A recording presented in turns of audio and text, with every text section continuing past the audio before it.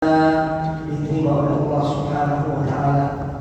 Alhamdulillah, kita bersyukur kepada Allah Subhanahu wa taala atas nikmat dan karunia yang telah dianugerahkan kepada kita, sehingga pada kesempatan Allah Azza wa Jalla untuk bisa atau masuk di bulan suci Ramadan 1447 Hijriah.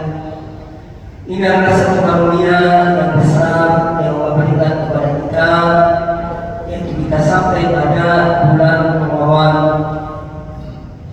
bulan yang penuh dengan keberkahan, bulan yang mana apabila masuk bulan Ramadan futihat abwabul jannah, pintu-pintu surga dibuka, waghulqat abwabun nar, dan pintu-pintu neraka ditutup, wasuffidat asyayatin, dan para syaitan dibelenggu.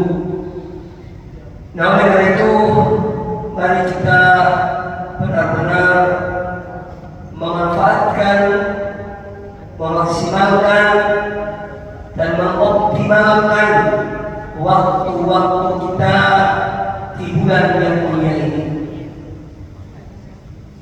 Ma'asyiral muslimin rahimahullah, inti dari atau salah satu tujuan dari ibadah puasa yang Allah wajibkan kepada kita di bulan Ramadan dan menjadi salah satu dari arkanul Islam, salah satu dari rukun-rukun Islam adalah untuk menjadikan kita atau orang yang berpuasa sebagai orang-orang yang bertakwa.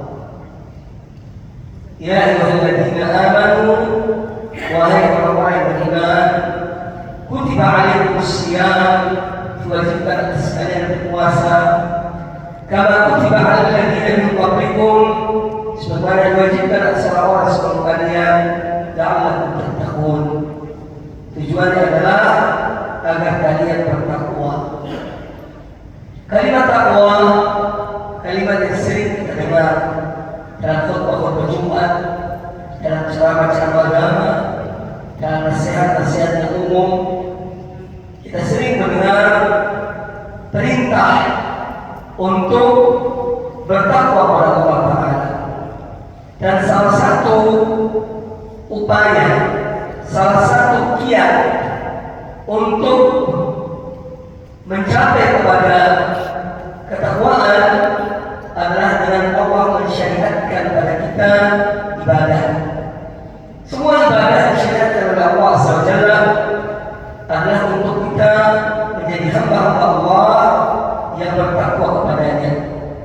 Allah Azza wa Jalla berfirman, ya ayyuhan nas, wahai sekalian manusia, u'budu rabbakum, beribadahlah kalian menyembah Rabb kalian, beribadahlah kalian menyembah Tuhan kalian, alladzi khalaqakum, yang telah menciptakan kalian, walladzina min qablikum, dan orang-orang sebelum kalian, la'allakum tattaqun, agar kalian bertakwa. Tujuannya adalah untuk bertakwa. Puasa untuk bertakwa, sholat pun demikian. Inna sholata tanha 'anil fahsya'i wal munkar. Sesungguhnya sholat itu mencegah seseorang dari perbuatan keji dan munkar. Jadi ini dari ibadah yang Allah perintahkan kepada kita, baik sholat, puasa, zakat, haji dan yang lainnya, adalah untuk mewujudkan atau menjadikan kita mencapai derajat yang termulia di sisi Allah Subhanahu wa taala, yaitu takwa. Inna akramakum indallahi atqakum. Sesungguhnya orang yang paling mulia di sisi Allah di antara kamu sekalian adalah orang yang paling bertakwa kepada Allah Ta'ala. Maka Islam adalah agama yang tidak membedakan dari sisi fisik manusia, warna kulit manusia, garis keturunan manusia, dan seterusnya. Tetapi yang diukur oleh Islam adalah ketakwaan. Siapa yang paling bertakwa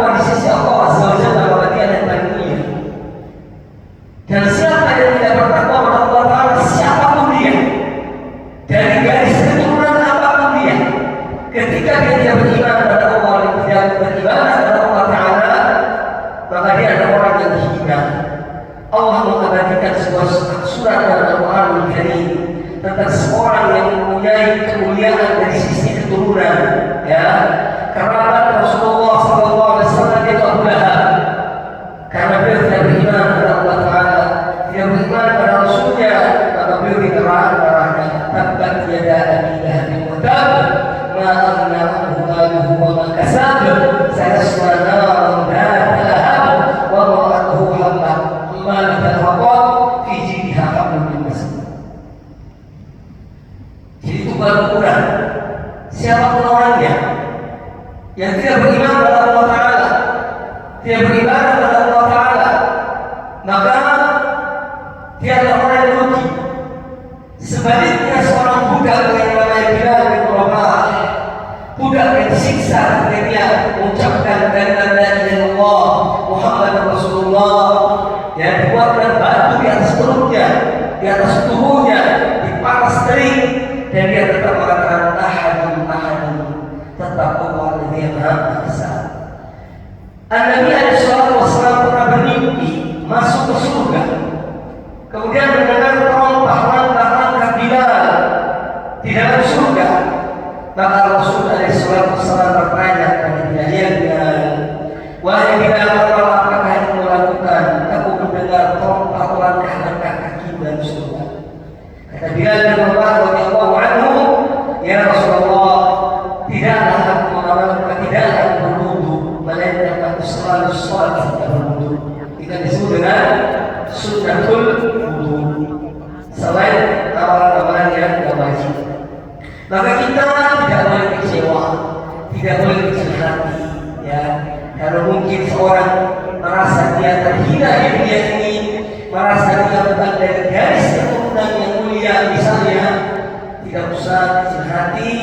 Yang penting kita adalah bertakwa kepada Allah Azza wa Jalla, maka akan menjadi orang yang mulia di sisi Allah Subhanahu wa Ta'ala.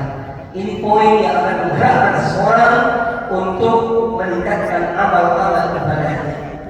Saya yang duduk depan Bapak Ibu sekalian belum tentu lebih baik dari Bapak Ibu sekalian. Saya jadi lebih hina. Kita tidak tahu. Kita tidak mengetahui dan Allah Subhanahu wa Ta'ala mengetahui. Nah, di bulan yang mulia ini, bulan Ramadan, salah satu hikmah dari bulan Ramadan adalah tazkiyatun nafs, untuk membersihkan jiwa. Makanya kita diperintahkan ikhlas dalam ibadah, dan semua ibadah harus benar-benar karena Allah Subhanahu wa Ta'ala, baik puasa, zakat, sholat, dan lain-lain, ibadah haji. Orang berpuasa bukan karena puasa itu kebiasaan kaum muslimin, tidak, sehingga dia menjadi ikut-ikutan, tidak. Jadi harus diniatkan puasa karena Allah Subhanahu wa Ta'ala, sholat karena Allah Subhanahu wa Ta'ala, sholat berjamaah karena Allah Subhanahu wa Ta'ala. Karena tepatnya sholat bagi laki-laki adalah di masjid, jangan hanya di bulan Ramadan. Sholat kita penuh di masjid, setelah Ramadan selesai tidak, harus, ya, kita membiasakan diri dan memohon pertolongan dari Allah Subhanahu wa Ta'ala agar Allah berikan kekuatan untuk kita selalu melaksanakan perintah-perintah Allah dan menjauhi larangan-larangan Allah Subhanahu wa Ta'ala. Harus minta pertolongan dari Allah SWT. Kita manusia lemah dan kita punya musuh, dua musuh kita. Yang pertama, hawa nafsu kita, dia ada dalam diri kita. Yang kedua, musuh kita adalah syaitan. Jadi ada musuh dalam diri kita, hawa nafsu, dan ada musuh dari luar, yaitu syaitan. Kalau dua ini terpadu, hancurlah hamba itu, hawa nafsu dan syaitan. Maka binasalah hamba itu. Tatkala dia mengikuti hawa nafsunya, dia didukung oleh syaitan dari luar, maka hancur binasalah manusia. Maka dari itu harus kita mohon pertolongan dari Allah Azza wa Jalla. Karena hanya Allah yang mampu melindungi hamba-hambanya. Yusuf alaihissalam ketika beliau dirayu oleh wanita istri penguasa Mesir,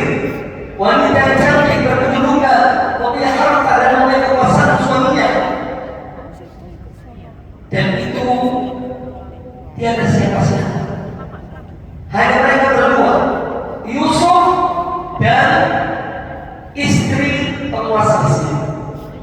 Ketika wanita tersebut merayu Nabi Yusuf alaihissalam dan menyerahkan dirinya untuk dilakukan perbuatan keji oleh Yusuf terhadap dirinya, yang pertama kali Yusuf mengucapkan adalah ma'adzallah, aku berlindung kepada Allah, bukan kepada siapa-siapa, tapi kepada Allah Subhanahu wa taala. Ma'adzallah, aku berlindung kepada Allah, yang dari rayuanmu, dari godaanmu.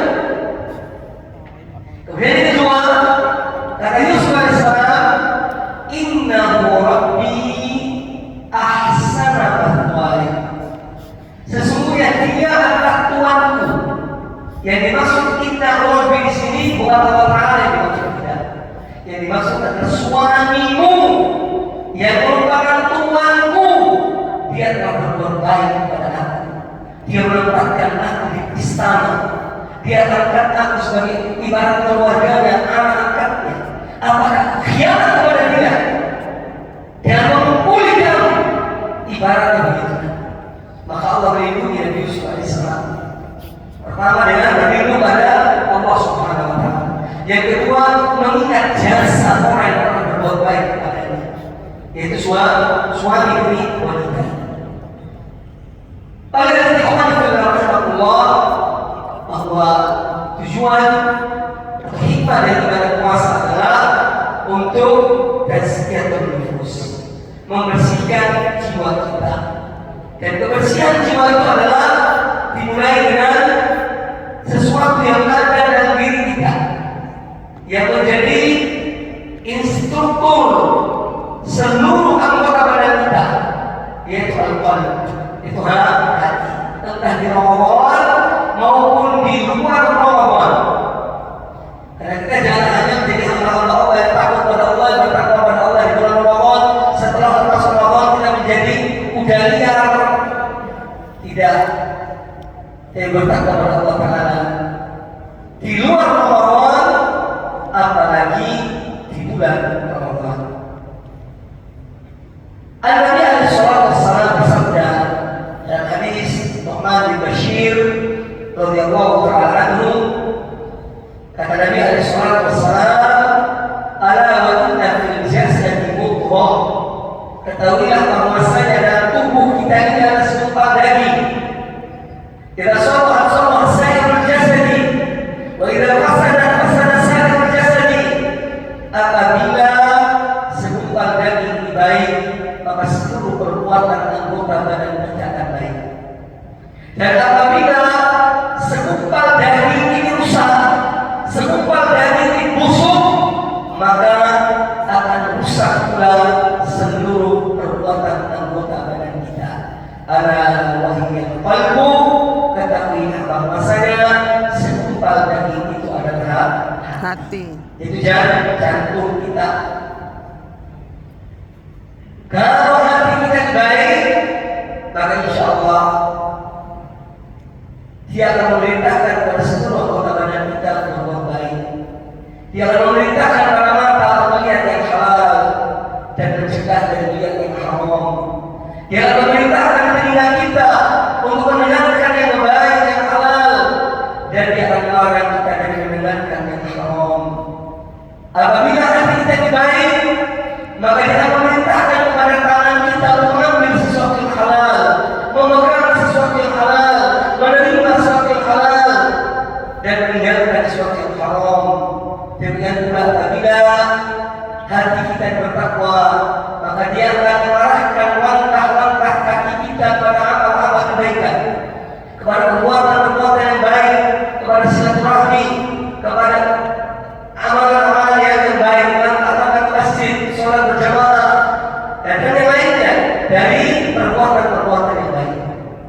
Tetapi apabila hati kita dirusak, maka dia akan memerintahkan kaki kita melangkah ke tempat-tempat maksiat, untuk melangkah ke tempat-tempat yang diharamkan oleh Allah Azza wa Jalla.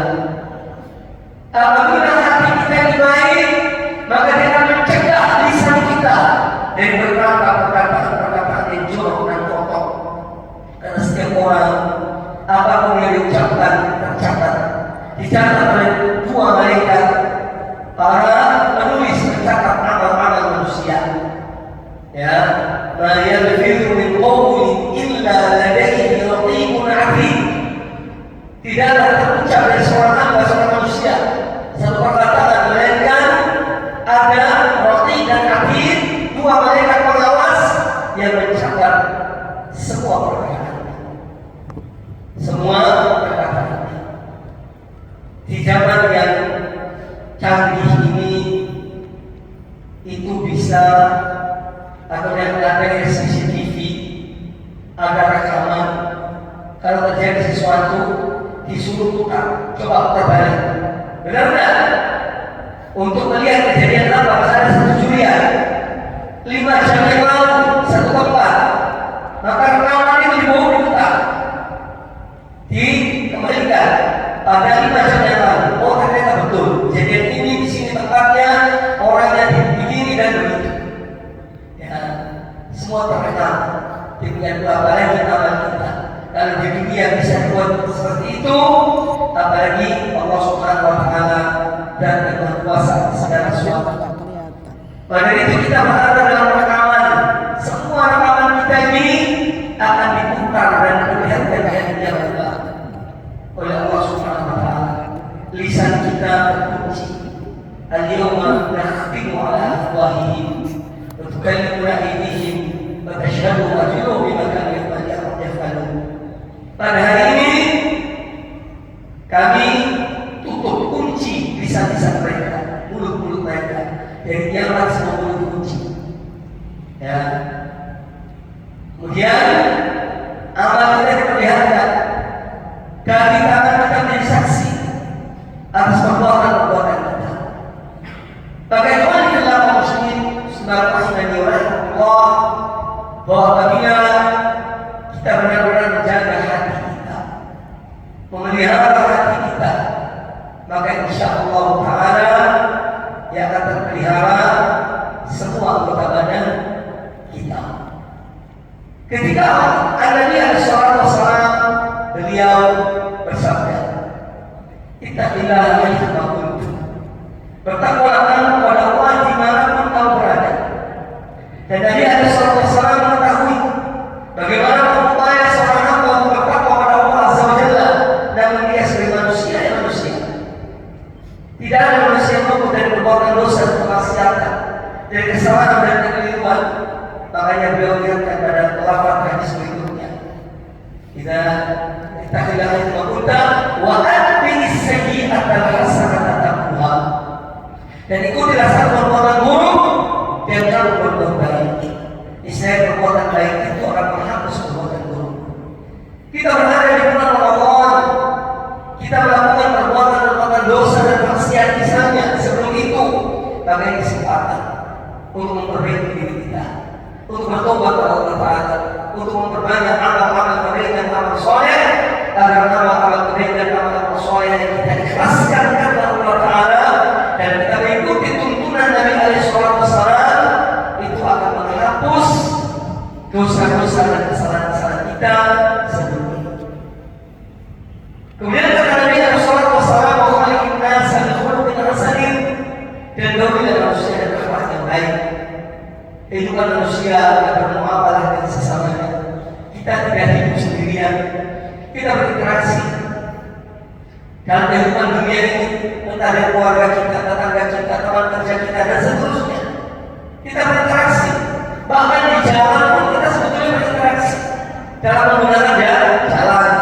Kalau ada orang yang keliru dalam berinteraksi di jalan, pasti akan terjadi kecelakaan. Ya. Maka Nabi SAW menyuruh kita untuk apa? Wa khaliqin nas bi khuluqin hasanin. Kaulilah manusia dan akhlak yang mulia. Karena akhlak adalah sesuatu yang menjadi tolak ukur seseorang. Kita tidak mengetahui hati seseorang, tapi kita bisa membaca perilaku seseorang, ucapannya, tingkahnya, gayanya, bisa terbaca.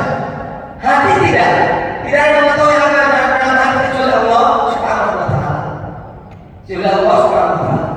Maka kita diperintahkan untuk memperbaiki akhlak. Ini sesuatu yang tampak pada manusia, sesuatu yang kelihatan oleh manusia. Ya, sehingga kita bisa menilai orang ini secara lahir, orang ini baik atau buruk. Itu dia dari akhlak dan akhlak. Ketika kita bertemu dengan seseorang yang kita tidak kenal, kita tidak bertanya pada dia, apa akidahmu, apa keyakinanmu, tidak. Tapi dilihat dari orangnya orang itu, dari akhlaknya orang itu. Makanya di sana penting, termasuk dalam apalagi di bulan yang mulia, bermuamalah dengan baik kepada keluarga, kepada tetangga, kepada kaum muslimin, dan itu tidak hanya di bulan Ramadan, tapi dalam kehidupan kita. Nah, alhamdulillah dan Allah, Bapak Ibu sekalian kaum muslimin, kaum muslimat rahimakumullah, di bulan yang mulia ini kita diberikan kesempatan oleh Allah SWT untuk beramal, untuk meningkatkan amal-amal kebaikan kita. Maka detik-detik yang ada yang berlalu di bulan ini jangan sampai tersia-siakan, jangan sampai berlalu tanpa satu amal kebaikan yang kita lakukan.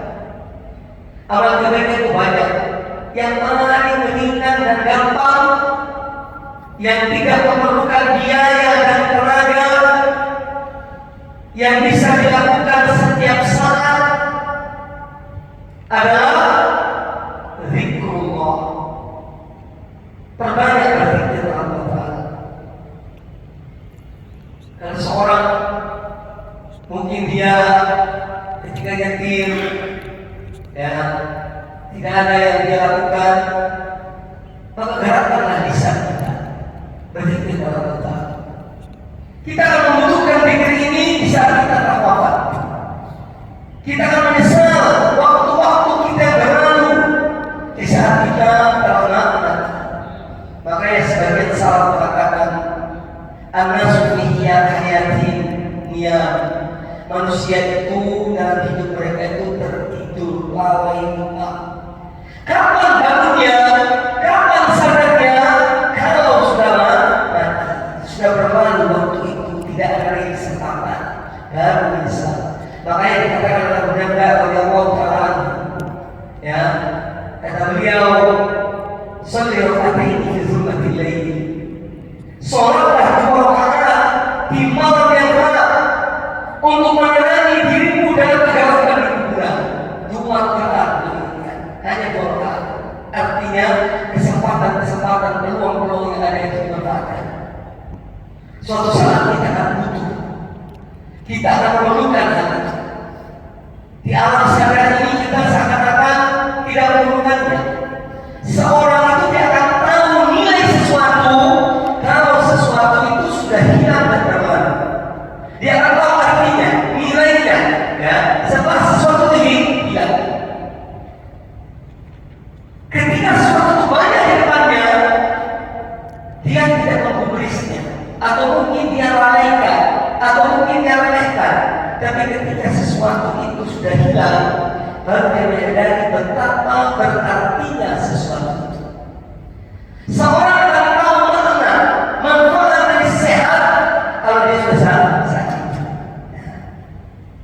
Ketika sehat, malas ke masjid. Ketika sudah diduduk di kursi roda atau bilang dari, baru nangis di sana. Oh, dulu aku menggunakan manfaat waktu sholat di masjid. Dan nyari siapa yang bisa nolong pada yang kerja. Ya. Iya. Jadi seorang akan mengetahui nilai sesuatu ketika sesuatu itu hilang. Seorang istri mengetahui nilai suaminya di saat suami meninggal. Demikian pula seorang suami, dia akan mengetahui nilai arti seorang istri tatkala istri adalah dia. Maka apa yang ada mereka manfaatkan. Kita alhamdulillah bisa diberi kesempatan oleh Allah SWT. Masih bisa menemukan Ramadan, semoga sampai akhir Ramadan Allah berikan waktu itu. Saudara-saudara kita banyak yang meninggal, yang di tahun lalu masih Ramadan bersama kita, sekarang sudah tiada mereka itu. Dikisahkan tentang 2 orang sahabat yang masuk Islam. 2 orang sahabat bersaudara, mereka masuk Islam. Yang satu berjihad di jalan Allah sampai meninggal, syahid di jalan Allah. Yang satunya masih diberi kesempatan setahun kemudian, lalu dia wafat. Maka suatu ketika Talha bin Ubaidillah bermimpi. Dia mimpi bahwa dia ditunjukkan surga itu, dan dia melihat bahwa orang yang wafat kemudian dan dua bersaudara ini itu yang duluan masuk surga, sedangkan yang satunya yang mati syahid itu kemudian.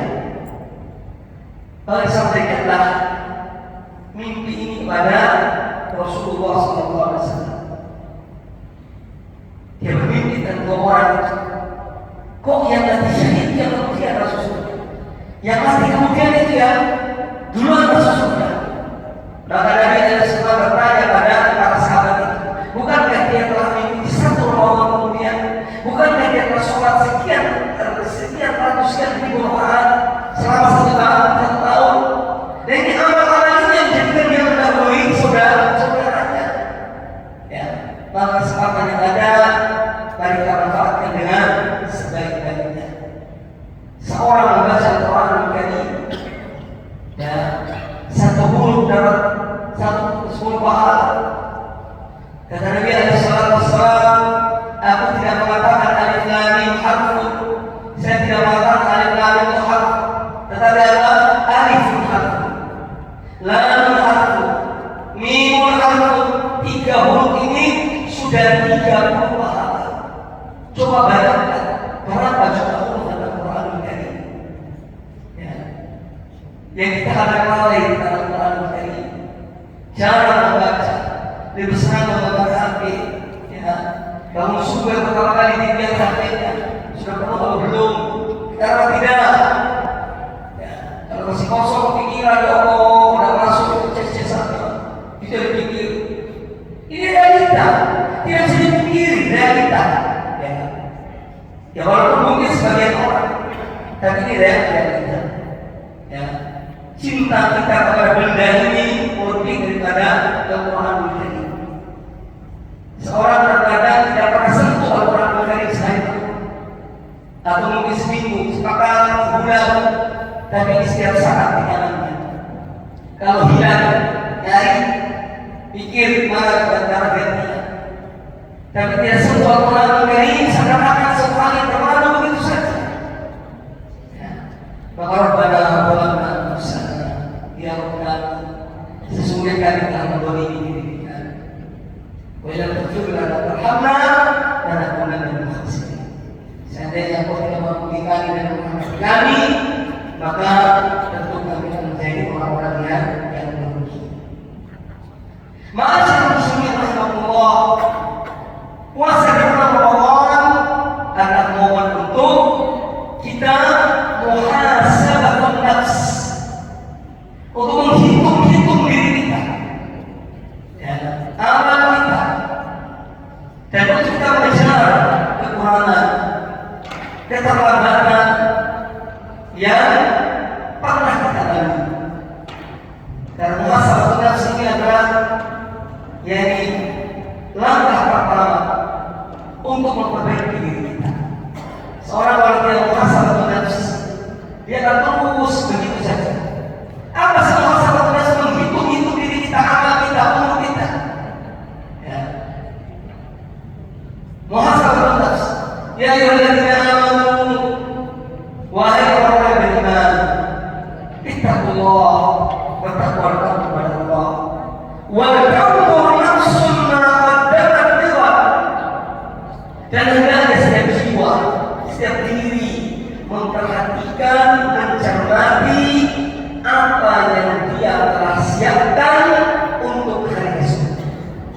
Itu beritahu. Wal tanzur nafsun ma qaddamat lighad, dan hendaknya setiap jiwa yang mencermati apa yang disiapkan untuk hari esok. Wattaqullah, dan bertakwalah kepada Allah. Innallaha khabirun bima ta'malun, sesungguhnya Allah mengetahui apa yang kalian kerjakan. Kata Imam Ibnu Katsir rahimahullah taala, ayat ini adalah dasar utama tentang muhasabatun nafs. Ya.